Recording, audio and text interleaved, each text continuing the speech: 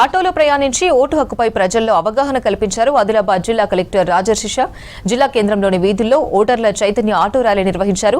జిల్లాలోని ఆటోలకు ఓటర్ల చైతన్యం కల్పించే స్టిక్కర్లను అతికించిన తర్వాత ర్యాలీ ప్రారంభించారు జిల్లా కలెక్టర్ రాజర్షిష.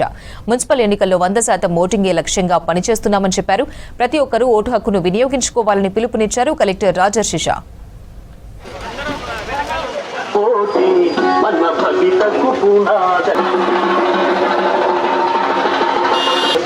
అభివృద్ధి కోసం నిస్వార్థంగా నిజాయితీగా పనిచేసే మంచి నాయకుడు.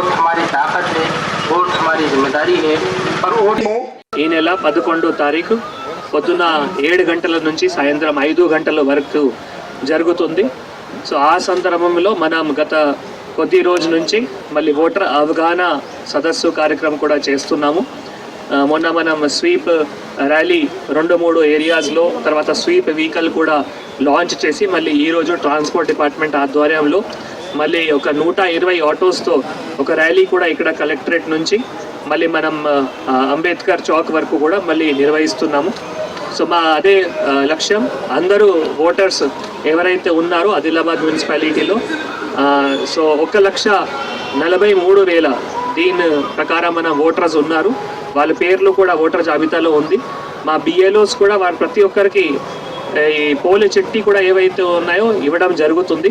సో అందరూ ఓటర్స్ కూడా మీ పోల్ చిట్టి మళ్ళీ తీసుకొని వచ్చి 11వ తారీఖు 7 నుంచి 5 గంటలు పోల్ చిట్టితో పాటు మళ్ళీ ఏదైనా ఒక 18 రకాల డాక్యుమెంట్స్ కూడా ఉన్నాయి.